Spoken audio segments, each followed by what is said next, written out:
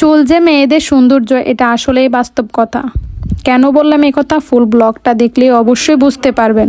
আমার মেয়ের চুলগুলো মাশাল্লাহ অনেক দ্রুতই লং হয়ে যায়, কিন্তু একটা দুঃখের কথা হলো কি, ওর চুলগুলো নতুনভাবে গজায় না, মানে ওর চুলগুলো একদমই পাতলা। তো এই পাতলা চুলকে কিভাবে ঘন করতে হয় এটাই আপনাদের মাঝে শেয়ার করব। আসসালামু আলাইকুম এভরিওয়ান, কেমন আছেন সবাই? আশা করি অনেক বেশি ভালো আছেন। আমি প্রথমে একটা পেঁয়াজ কেটে নিলাম এবং সাথে ক্যাশরাস পাতা দিয়ে দিলাম। আর এই ক্যাশরাস পাতাটা আমি কোথাও পাইতেছি না, বন্যায় সব গাছ মরে গেছে, কিন্তু আমি যখন ছাদে দেখলাম কিছু টফের মধ্যে ক্যাশরাস পাতা পড়ছে, আমি ওইখান থেকে দেখে সাথে সাথে নিয়ে নিলাম।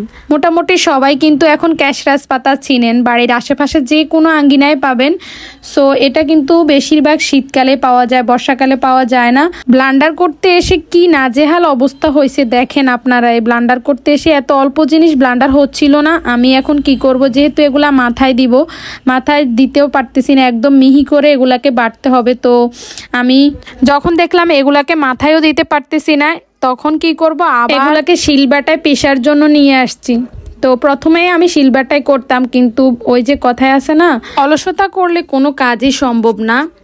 মেয়েটার যখন চুল ন্যাড়া করে দিয়েছি তখন কোনো ভিডিও ক্লিপস নিতে পারিনি, কারণ ও এত বেশি কান্না করতেছিল যা বলার মতো না। ওকে আসলে বুঝাইতে বুঝাইতে আমার দিন চলে গেছে। ওকে আমি এটাই বুঝাচ্ছি যে তোমার চুলগুলো এখন পাতলা, সামনে আরও ঘন হয়ে উঠবে।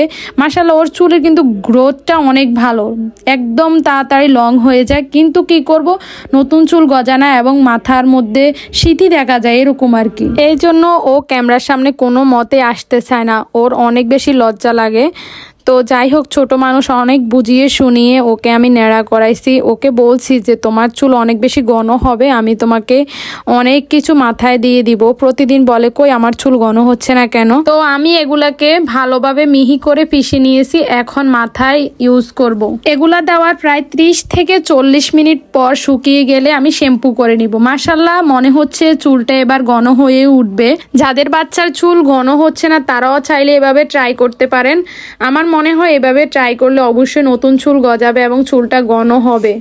তো ভালো থাকবেন সবাই, আজকের ভিডিওটা এই পর্যন্তই।